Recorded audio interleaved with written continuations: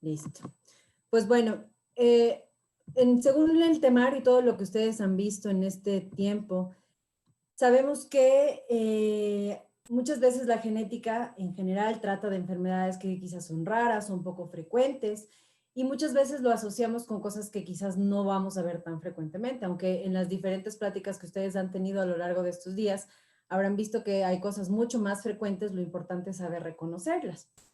Pero en esta plática que tendremos ahorita sí vamos a hablar de alteraciones que son mucho más frecuentes, como son las enfermedades de origen metabólico, que son altamente prevalentes en la población, que muchos de nuestros conocidos, muchas de las personas con las que convivimos pueden desarrollarlas, pueden tenerlas, y por eso es muy importante también reconocer qué función cumple la genética en este tipo de enfermedades.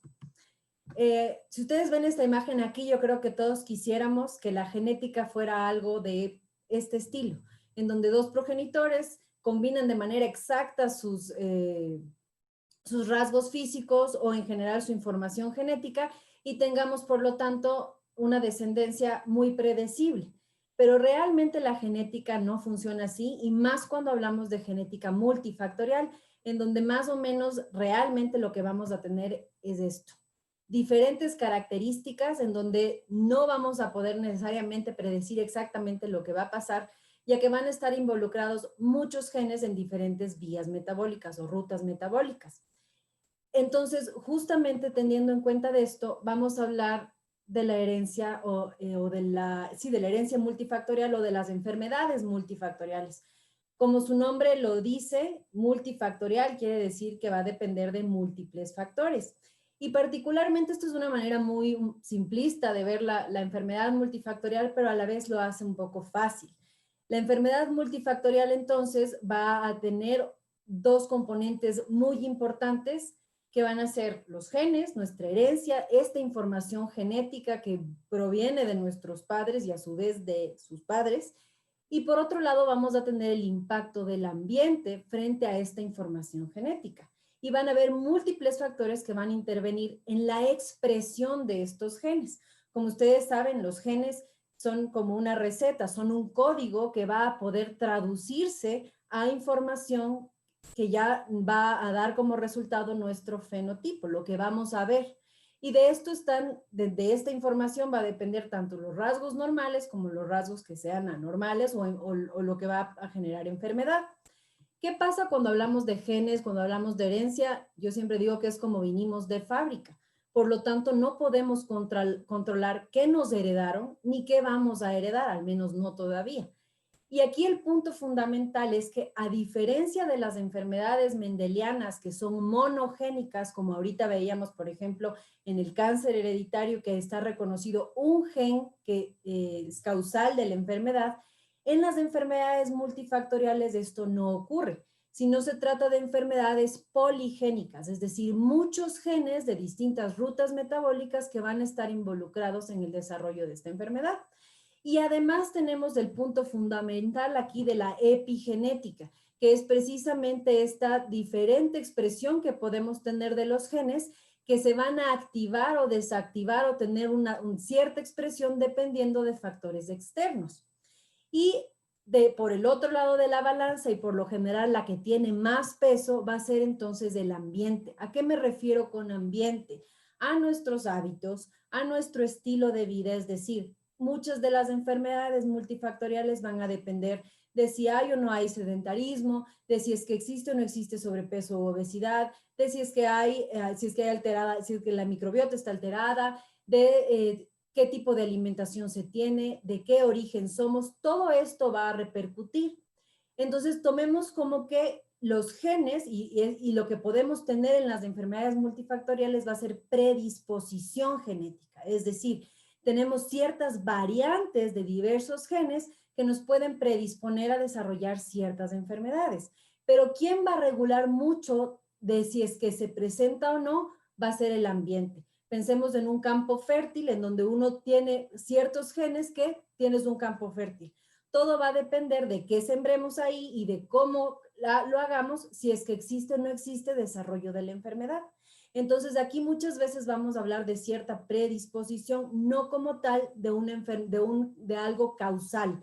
Entonces, cuando hablamos de enfermedad multifactorial, vamos a hablar básicamente de la gran mayoría de enfermedades que nosotros vemos: diabetes, hipertensión, sobrepeso y obesidad. Cuando hablamos de síndrome de ovario poliquístico, incluso como vimos ahorita cuando hablamos de cáncer, la gran mayoría de veces también se va a tratar de una enfermedad multifactorial. Y aquí quiero que ustedes vean, y ahora que hablamos tanto de síndrome metabólico, que es esta asociación de distintas alteraciones, pero si ustedes pueden ver aquí, el punto clave del síndrome metabólico, o cuando hablamos de este tipo de enfermedades multifactoriales, es que se desencadenan por similares factores de riesgo. Y el que está más grande aquí, que quiero que lo noten muy bien, es precisamente la resistencia a la insulina. Se sabe, por ejemplo, que la resistencia a la insulina es pieza fundamental para el desarrollo de cualquiera de los componentes del síndrome metabólico, además de, sin duda, la adiposidad abdominal, las alteraciones en los lípidos. El estrés oxidativo es otro punto fundamental aquí en el desarrollo de las enfermedades metabólicas.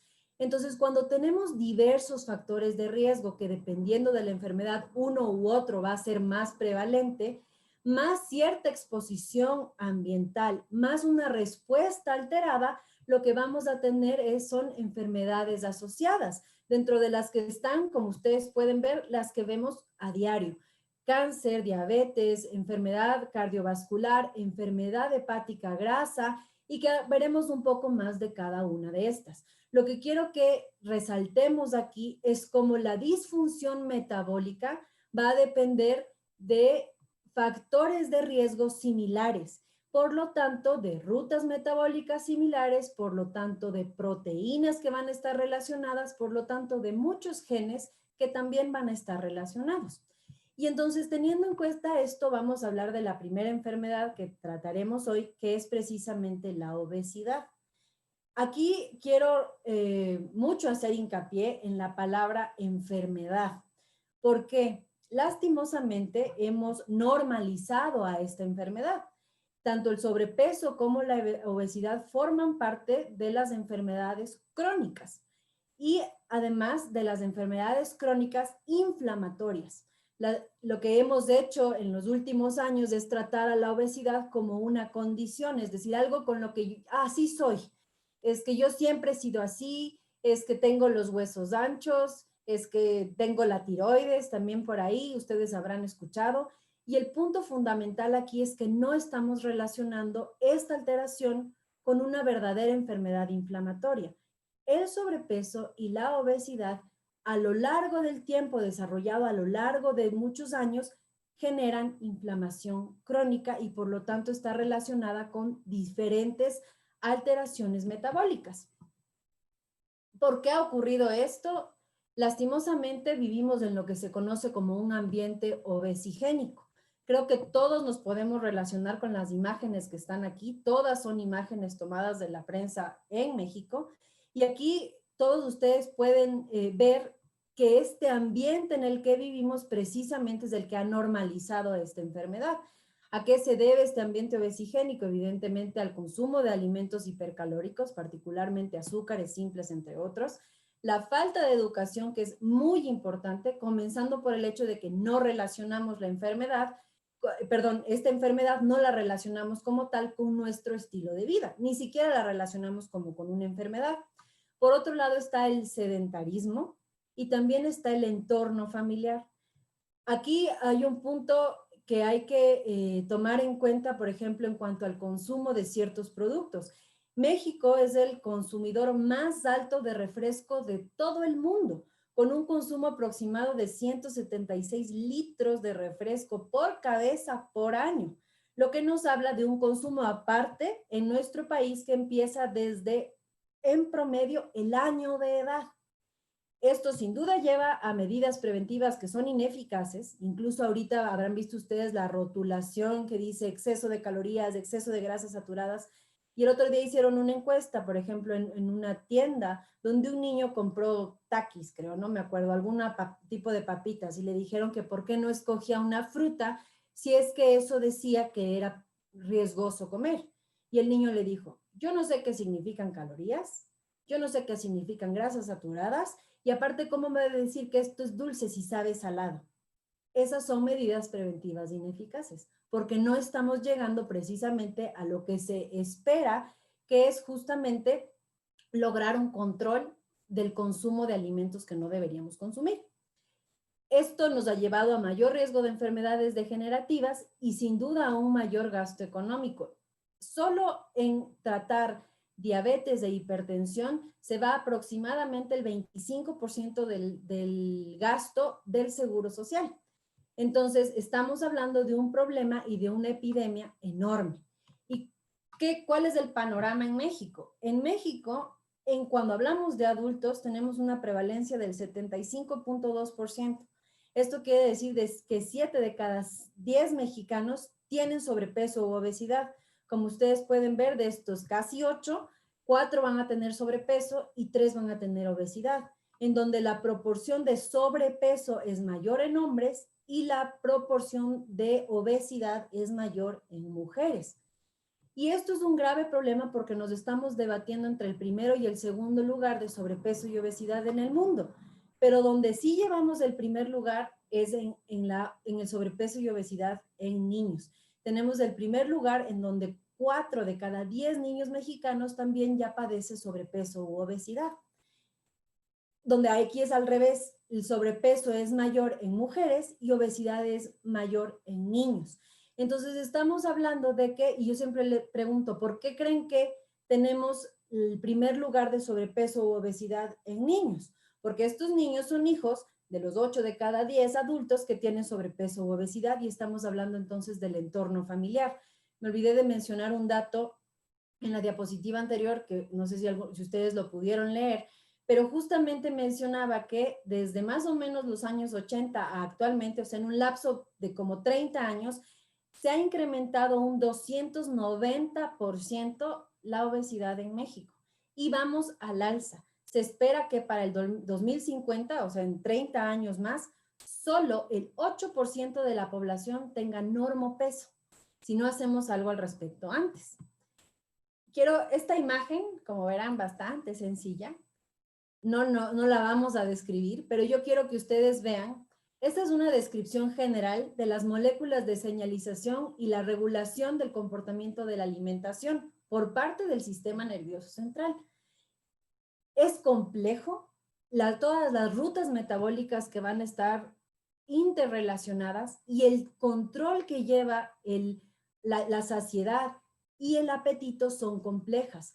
Vamos a tener siempre señales que van a estar encontradas, señales que van a ser orexigénicas, es decir, a favor de la alimentación, y otras que van a ser anorexigénicas. Y detrás de cada una de estas proteínas, detrás de cada una de estas rutas metabólicas, hay múltiples genes que van a estar involucrados. Y tomar en cuenta que quien va a ser el regulador de la alimentación es nuestro sistema nervioso central. ¿Qué pasa con nuestro sistema nervioso central? Pensemos que en cuanto a la alimentación son como dos personas tirando de una misma cuerda y vamos a tener moléculas que van a estar encargadas de la inhibición del apetito y otras que van a estar encargadas de la estimulación del apetito. Todo en nuestro cuerpo, o la gran mayoría de cosas en nuestro cuerpo, funcionan con equilibrio. Mientras el equilibrio se mantenga, va a haber homeostasis y va a haber salud. Cuando hablamos de inhibición del apetito, vamos a tener la leptina, que es la más famosa y la más importante en la regulación de la alimentación. Vamos a tener la insulina, que además es el control más importante en relación a la utilización de la glucosa. La propia melanocortina, que opera a través de dos proteínas que vamos a ver en un momento, y la adiponectina también. Todas estas se ven alteradas, sus niveles se van a ver alterados directamente por nuestro estilo de vida. Y por otro lado vamos a tener las que estimulan el apetito, que va a ser el neuropéptido Y, muy conocido también, la proteína RAGouti, que también se va a conocer como PRAG, y la grelina, también van a estar impactadas por nuestro estilo de vida. Y el grave problema es que muchas veces nosotros hemos alterado nuestros circuitos de saciedad y lo que hemos logrado es que no sepamos reconocer la saciedad.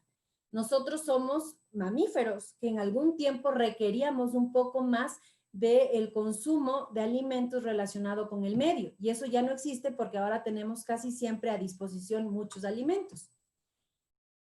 La vía de la melacortina y es básica, de la melanocortina, perdón, es fundamental para la homeostasis energética y es crucial para las redes neuronales sensibles a los nutrientes que dirigen tanto el apetito como las respuestas metabólicas.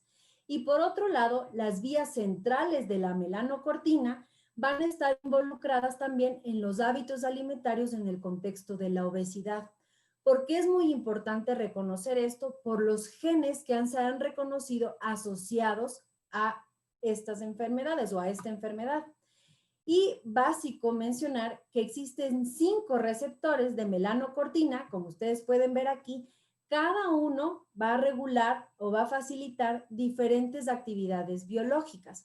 Los que más nos van a importar a nosotros son el 3 y el 4, porque están relacionados, como ustedes pueden ver aquí, con el consumo de alimentos y con el apetito, así como el mantener la energía o la homeostasis energética.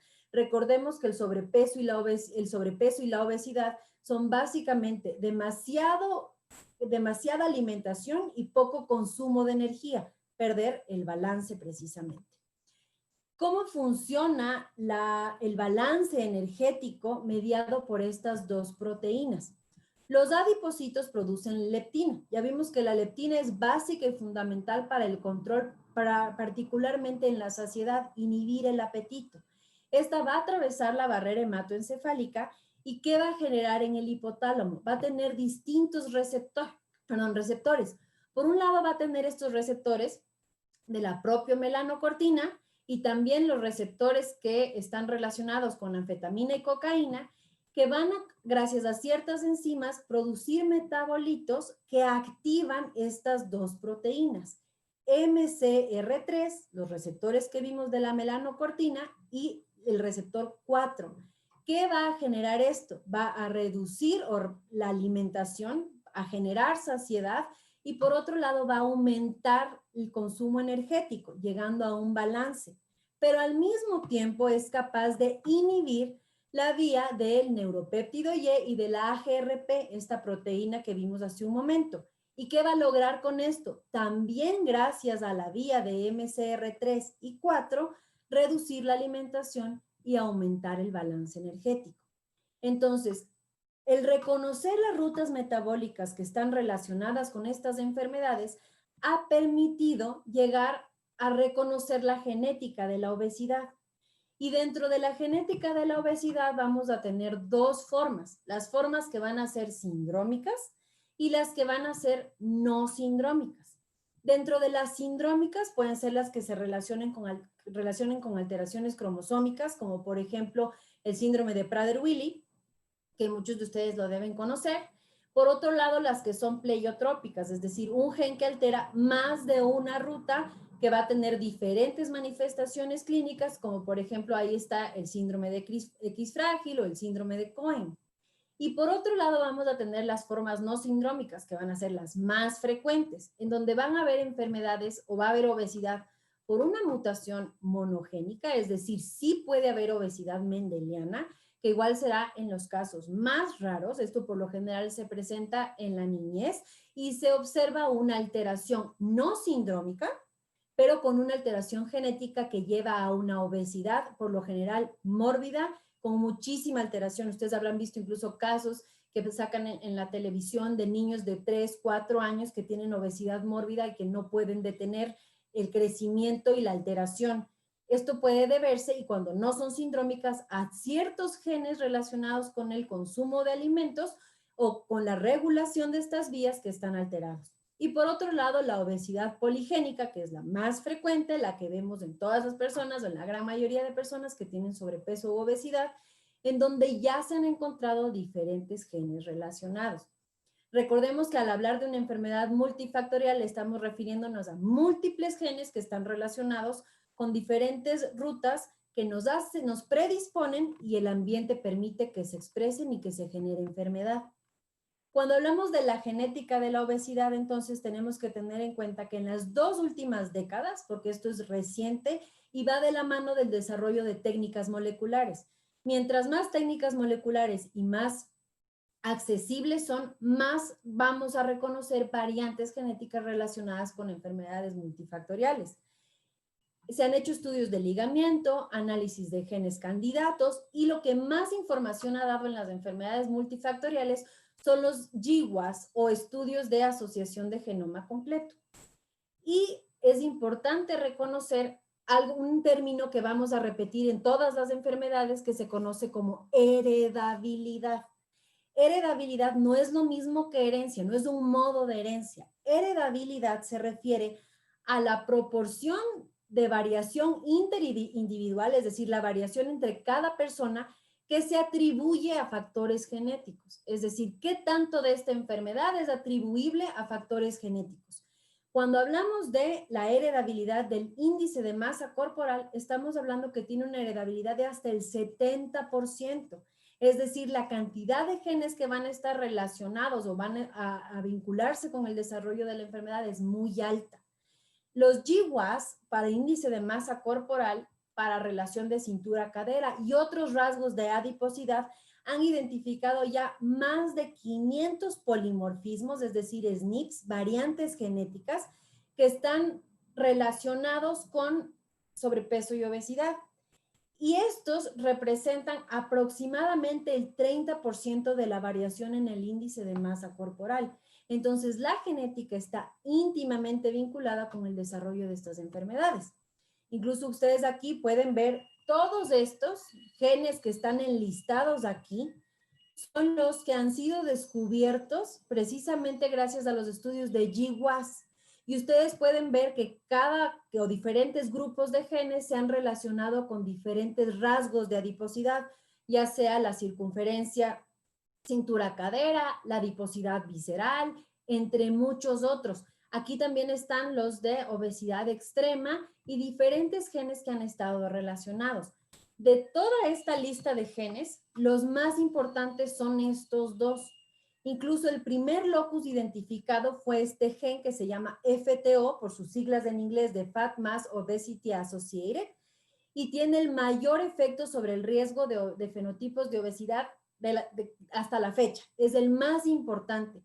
Y se demostró que si uno tiene un alelo de riesgo, es decir, esta variante de riesgo, se puede asociar con un aumento de 1 a 1.5 kilos en el peso corporal. Si tienes las dos copias con esta variante, estamos hablando de más de 3 kilos y se asocia con un aumento del 20 al 30% del riesgo de obesidad. El segundo gen más importante que ha sido descubierto fue precisamente el del receptor de la melanocortina 4. Recordemos que es el que está relacionado con la homeostasis energética. Entonces, si nosotros tenemos diferentes de estas variantes genéticas, vamos a tener mayor predisposición de desarrollar sobrepeso u obesidad.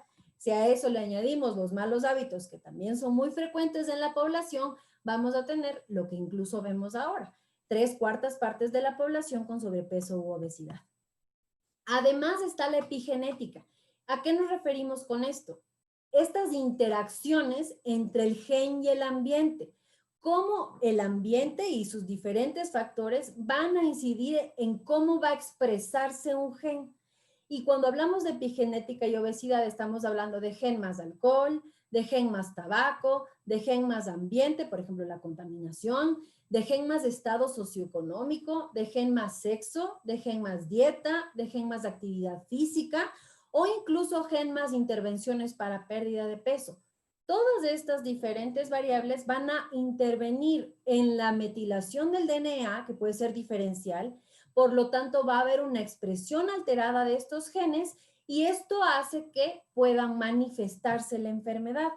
Incluso se han hecho estudios variando la comida, variando el tipo de consumo de alimento y ver cómo se expresan diferentes genes.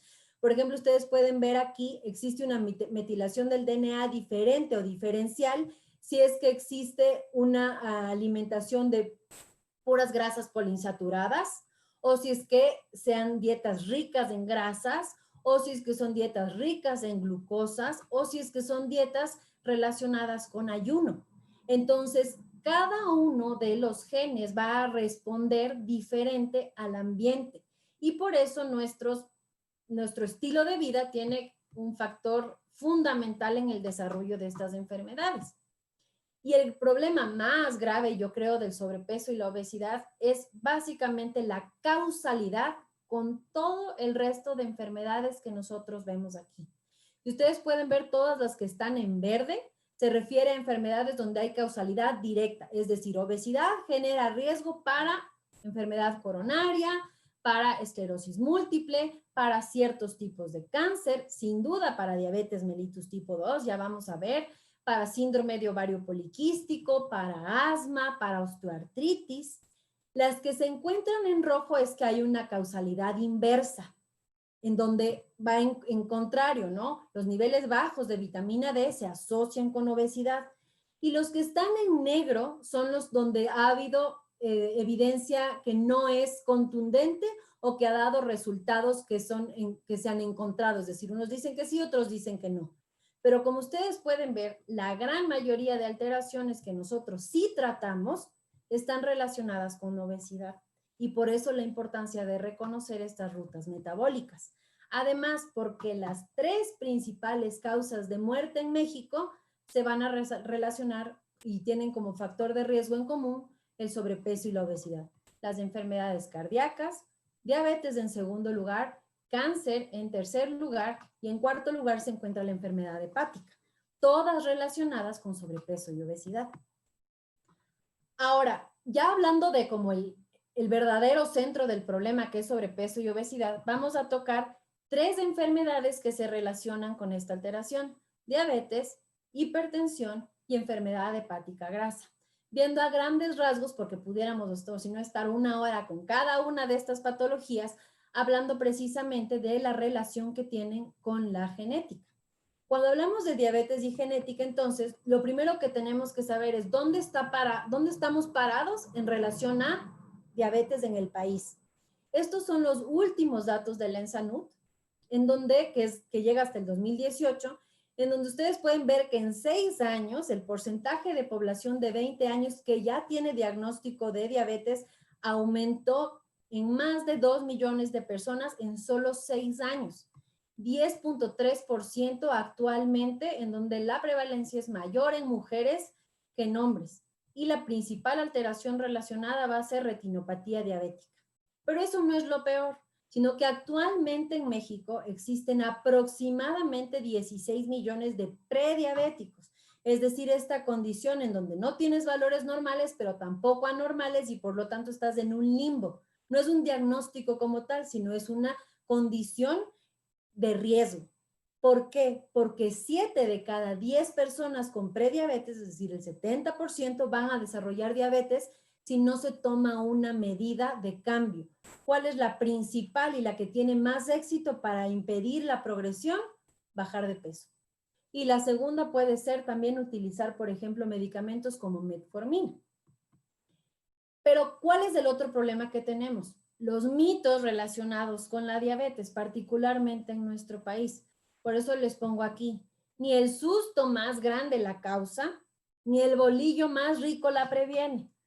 Esto es algo que uno lo puede tomar como en broma, pero se hizo una encuesta nacional en donde se constató que el 75% de las personas relacionan la diabetes con un susto o con un momento de rabia, cuando realmente el 90% de casos de diabetes se relacionan con sobrepeso u obesidad. Entonces, una persona que lleva 30 años de sobrepeso u obesidad no debería sorprenderse ante el diagnóstico de diabetes, aunque lo primero que hacen es asociar con un susto previo. Entonces, es muy importante que nosotros reconozcamos que la diabetes se relaciona con una alteración metabólica de años de progresión.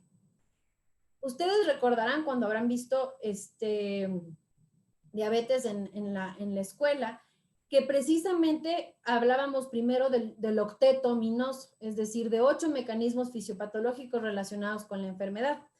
pero actualmente ya se conocen 11 y son los 11 ominosos relacionados con el desarrollo de diabetes. Es decir, no es solo la disminución de insulina o la alteración en las células beta pancreáticas.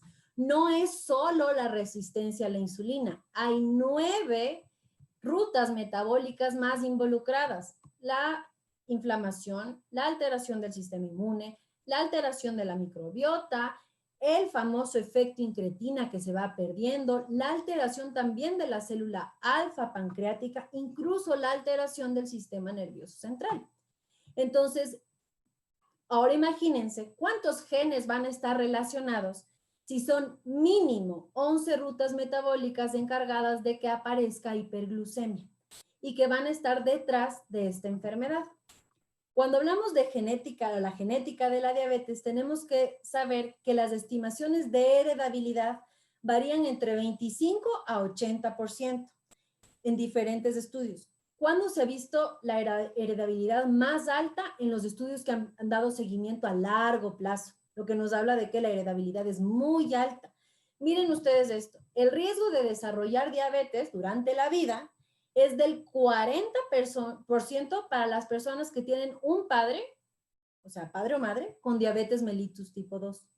Pero es del 70% si ambos padres están afectados. Y ustedes verán cuando hacen cualquier historia clínica, cuando preguntan si es que hay más familiares con diabetes, verán la cantidad de pacientes que nos dicen que tienen familiares con diabetes. La tasa de concordancia en gemelos monocigotos es igual de alrededor del 70% y de los disigóticos hasta el 30%. Entonces, la heredabilidad de esta enfermedad es altísima, lo que quiere decir que su etiología depende mucho de muchos genes, es poligénica y de su desregulación. De hecho, aquí están todas las variantes asociadas con diabetes y con rasgos de alteración en la glucemia. Genes que están relacionados con la resistencia a la insulina, con la función de la célula beta pancreática, y como pueden ver, son múltiples genes que gracias a estudios de GWAS se han involucrado precisamente en las rutas metabólicas asociadas con esta enfermedad. También hay variantes relacionadas con las complicaciones y están muchas ya determinadas. Miren, algunas que van a tener evidentemente relación con la función renal, otras que van a estar relacionadas con el estrés oxidativo, otras con la aldosa, con la reductasa, otras que van a tener que ver con diferentes rutas metabólicas. Si es que existen ciertas de estas variantes, todos tenemos estos genes. Todos tenemos 2 copias de cada uno de estos genes. Aquí recuerden que estamos hablando de variantes, es decir, SNPs, diferentes cambios en la secuencia de estos genes que nos generan predisposición. Y particularmente estos genes se han relacionado con daño endotelial. ¿Y por qué están relacionados con las complicaciones de diabetes? Porque precisamente la diabetes se relaciona con alteraciones de la micro y de la macrovasculatura.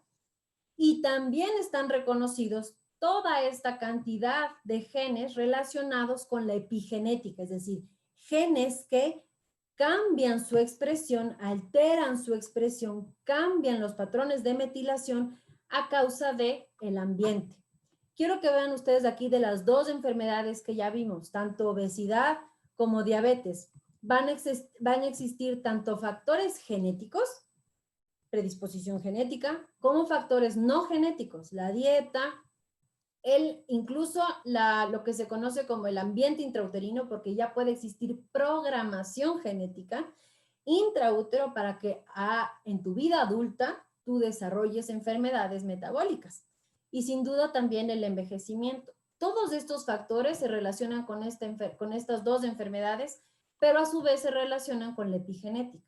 Por lo tanto, tienen un control que se vuelve como un círculo vicioso. Entonces, la importancia de reconocer la epigenética va más que nada de la mano con reconocer los hábitos que debemos cambiar. Y el saber todos estos datos, ¿de qué nos sirve? Ok, tenemos reconocidos más de 200 genes o más de 500 variantes relacionadas con estas enfermedades. El objetivo real de reconocer estas variantes de las enfermedades multifactoriales es lo que se conoce como medicina de precisión. ¿Qué significa esto? Que identificar estas diferentes rutas metabólicas nos permitan prevenir y nos permitan tratar de manera personalizada. Es decir, yo tengo estas variantes, ¿qué me conviene tomar a mí? ¿Qué seguimiento me conviene a mí? Cuando son alteraciones de un solo gen, que igual hay relacionadas con diabetes, recuerden las diabetes tipo MODY, algunos tipos de diabetes autoinmunes, se han reconocido ciertos genes en particular, ciertos tipos de diabetes, incluso cuando existe alteración, por ejemplo, directa del páncreas, se han podido identificar ciertos genes en particular. Y esto nos ha permitido saber que si es que tienes tal o cual mutación, el medicamento ideal para ti puede ser o una sulfonilurea o metformina o algún otro medicamento dentro de los disponibles. Cuando hablamos de los rasgos complejos, es decir, la herencia más común, que es la poligénica, lo que se espera al reconocer las diferentes variantes es que yo pueda decir, ok, tú tienes este perfil genético, lo mejor para ti es utilizar antihiperglucemiantes o utilizar sulfonilureas o utilizar las terapias de incretina, que son los inhibidores de PP4, es decir, hacer una terapia a la medida. Esto es lo que realmente se quisiera hacer. Incluso esta es la potencial aplicación de la medicina de precisión en pacientes con diabetes en diferentes etapas de la diabetes. Es decir, a ver, yo hago diagnóstico molecular, tengo estos datos, secuencio estos genes, ¿qué riesgo le voy a dar? ¿Qué riesgo le voy a dar a esta persona? ¿Qué riesgo de complicaciones le voy a dar? Si tiene tales o cuales variantes, ¿qué cosas ya voy a poder yo estimar un riesgo y dar seguimiento? Y el objetivo final es la farmacogenética, es decir, ¿qué drogas específicamente van a servir para tal o cual grupo de pacientes? Para esto aún falta tiempo, pero estamos encaminados precisamente en lograrlo. Cuando hablamos de las dos últimas enfermedades, que van a ser un poco más rápidas, digamos que la base es la misma. Son encontrar variantes que nos permitan a la larga generar opciones terapéuticas. ¿Qué pasa cuando hablamos de hipertensión arterial sistémica? Otra enfermedad altamente prevalente en nuestro país. Ustedes pueden ver que comparado con Europa y con Estados Unidos, y cuando vamos particularmente a México, estamos hablando de una prevalencia del 30.8% en nuestro país, en donde tenemos mucho mayor riesgo cuando somos somos hispanos. Además, la edad de presentación también varía entre hombres y mujeres. Aquí, en cambio, el riesgo es mayor para los hombres. Y entonces, además de esto, tenemos otro grave problema. Epidemiológicamente, hay la regla del 1/3. Solo uno de cada tres, ya vimos un 30%, sufre hipertensión. Pero de ellos, 1 de cada 3 desconoce que tiene la enfermedad. Y lo peor es que 1 de cada 3 que se está tratando no logra llegar a metas control. Entonces debemos identificar las rutas metabólicas que se encuentran atrás para la misma razón, encontrar tratamiento. Cuando hablamos en cambio de heredabilidad en la tensión arterial o en la presión arterial, también existe un claro componente genético, con heredabilidades estimadas para la presión sistólica y diastólica de hasta el 40 y 30% respectivamente. Es decir, también cuando existen familiares que tienen hipertensión, nuestro riesgo es mayor, y más si compartimos los mismos hábitos. Existe una teoría del mosaico cuando hablamos de la perfusión tisular, que al final es la que va a estar alterada cuando existe hipertensión, y es que de igual manera, no existe una sola ruta relacionada con la alteración. Están el control del sistema nervioso central, la excreción renal, el calibre y el tono vascular, la viscosidad en la sangre, la rigidez de las arterias. Y atrás de cada uno de estos componentes igual hay diversos genes, porque hay diversas rutas metabólicas que están actuando entre sí. Esta es la lista de las variantes asociadas con hipertensión que se han encontrado hasta ahora. Como ustedes pueden ver, son múltiples y muchas van a estar relacionadas con el sistema renina-angiotensina-aldosterona, con la función de los túbulos en el sistema renal y con los receptores ECA y con diferentes rutas metabólicas que van a controlar la presión arterial. ¿Qué es lo importante de aquí? También la epigenética va a estar relacionada.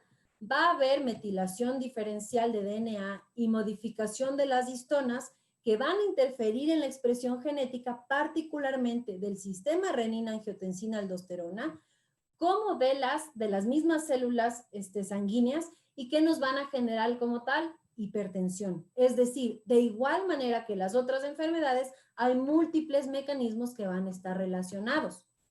¿Qué utilidad o qué utilización podemos tener de las ciencias ómicas? Genómica, proteómica, transcriptómica y todas las ómicas en relación a hipertensión. Lo mismo.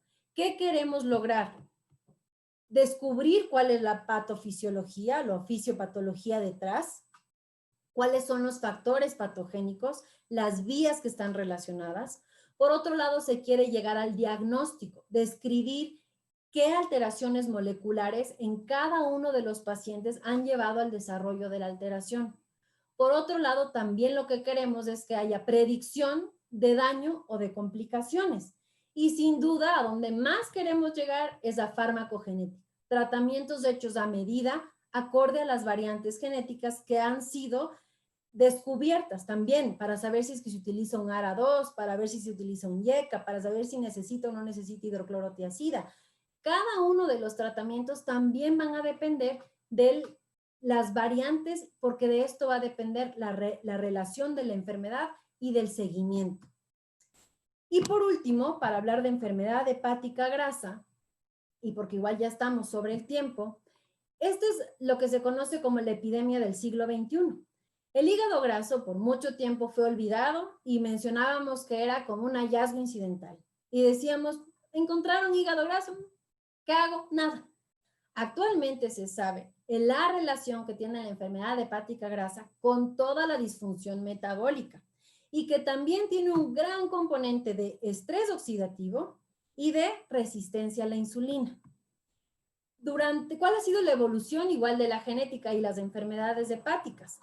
Ustedes pueden ver que desde los años 50 y hubo el boom o la revolución de los GWAS que nos han permitido descubrir diferentes variantes en diferentes genes que están relacionados con el desarrollo de enfermedad hepática. Y particularmente y por tiempo solo vamos a poder hablar del más importante, que es la variante encontrada en este gen que se llama PNPLA3.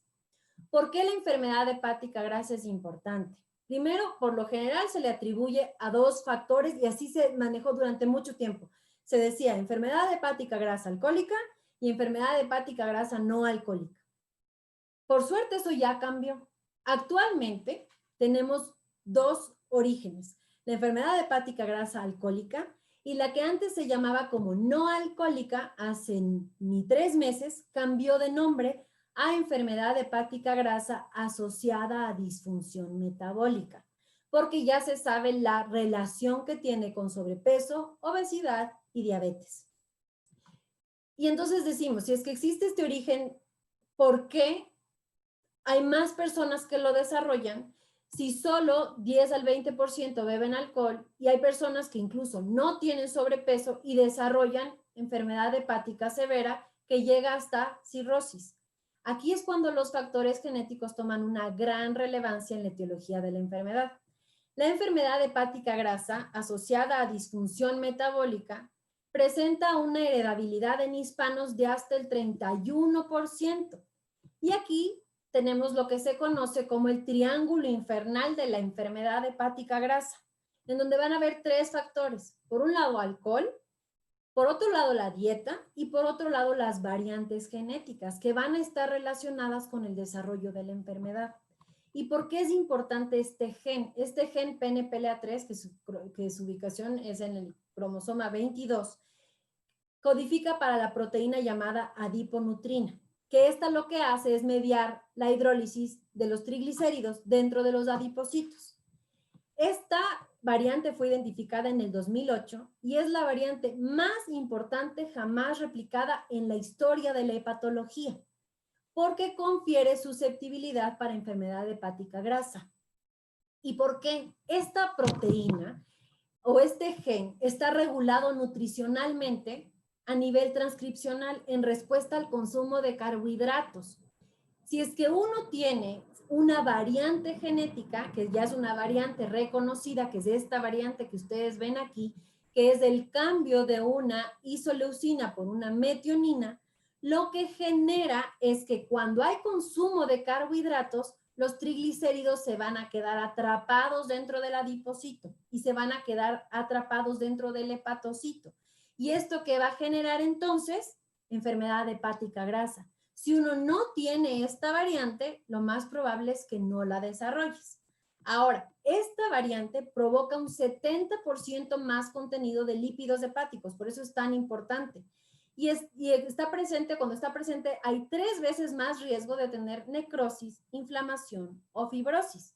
Y el problema es que en las poblaciones hispanas como la nuestra es altamente prevalente. Hasta el 89% de todos nosotros tenemos un alelo de riesgo.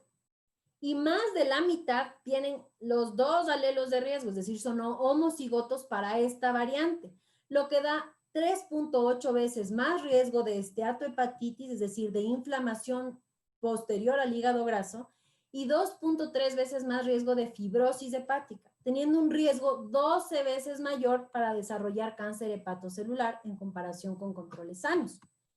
Y esta variante en México ha sido ya estudiada. Estos 2 artículos son realizados en el Instituto Nacional de Nutrición y otro en el Instituto Nacional de Cardiología, en donde se encuentra que a más del 70% de las personas estudiadas con enfermedad hepática grasa presentan la variante de riesgo. Y estamos hablando de una altísima prevalencia en México. Uno de los hepatólogos más importantes de nuestro país, el doctor Aldo Torre, él dice que deberíamos buscar esta variante en el tamiz neonatal. Y yo estoy de acuerdo. Cuando uno habla de un tamiz y dices, puedo hacer algo al respecto, ¿por qué? Porque este gen se regula con la alimentación. Es un gen que requiere abordaje nutrigenómico, es decir, yo veo que el paciente tiene esta variante, si es homocigoto para la variante aún más, yo sé el riesgo que corre de desarrollar enfermedad hepática grasa. Si yo controlo directamente su alimentación, ¿qué hago con una enfermedad multifactorial? Apago la expresión de esta variante y puedo permitir que no haya una evolución desfavorable de esta enfermedad. Por eso la importancia particular de buscar este tipo de variantes relacionadas con enfermedad hepática grasa. La medicina de precisión es el objetivo de de encontrar o de hacer todos estos GWAS de enfermedades multifactoriales. ¿Cuáles son las limitantes? Que precisamente en nuestros países es donde hay mayor carga de enfermedad, mayor prevalencia, mayor discapacidad por estas enfermedades, mayor morbilidad y mayor mortalidad por estas enfermedades. Y precisamente son las enfermedades en donde se ha desatendido el entorno clínico y son subrepresentadas en la investigación. Cuando vemos todos estos GWAS, resulta que son hechos en poblaciones caucásicas, europeas. Y resulta particularmente que estas variantes dependen de la raza, dependen de la etnia, por tanto dependen de dónde se hizo el estudio. Con decirles que en el estudio más grande relacionado con obesidad, solo el 23% de los SNPs mostraron evidencia significativa que dependía de la ascendencia genética, es decir, de la ancestría. Y del 77% de regiones que sí eran compatibles, el SNP de riesgo era otro. Lo que quiere decir, en cuanto a implicaciones para la medicina de precisión, es que si es que buscamos riesgos basados en SNPs de otras poblaciones, muy seguramente no vamos a encontrar la verdadera relación gen con la enfermedad. ¿A qué nos lleva esto? A la necesidad de investigar variantes en nuestras poblaciones para realmente hacer riesgo. Cuando ven ustedes estos perfiles de genéticos que te ofrecen hasta en los gimnasios para ver qué comer, qué no comer, qué ejercicio hacer, todas esas variantes son de otros lugares, por lo general caucásicos, y muy seguramente no van a tener representación en nuestra población. Y para terminar, ¿cuáles son las conclusiones? La primera que yo quiero que se lleven. La medicina que realmente debemos hacer es la que se conoce como medicina 4P. 4P, no dije T. La 4P se refiere a hacer una medicina predictiva, identificando el riesgo. ¿Qué podríamos hacer si pudiéramos identificar todas estas variantes de riesgo antes? Por otro lado, preventiva. ¿Qué exámenes individuales hacer a esta persona? ¿Qué le busco si ya sé que tiene estos riesgos? Por otro lado, tiene que ser personalizada cuando hacemos intervención. Y por último, tiene que ser participativa, es decir, nosotros también tenemos que estar involucrados, porque esto nos da la ventana de oportunidad entre la salud y la enfermedad. Es decir, yo sé que está un poco trillado lo de la punta del iceberg, pero en este caso es cierto.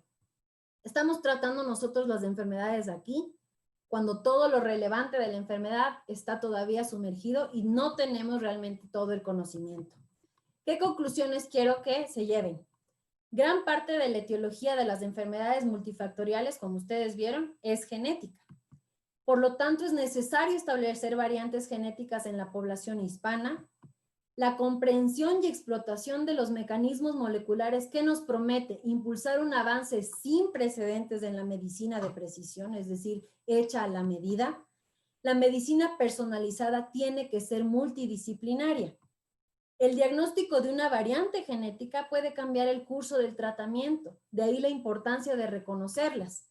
Y los estudios genéticos tienen que tomarse en cuenta para el abordaje de las enfermedades multifactoriales también. Y agradecerles, recuerden que si hablamos de enfermedades multifactoriales, el abordaje también tiene que ser múltiple y el manejo tiene que ser multidisciplinario. Les agradezco mucho, aquí tienen mi correo y espero que les sea de utilidad y les agradezco muchísimo y creo que pasamos a las preguntas.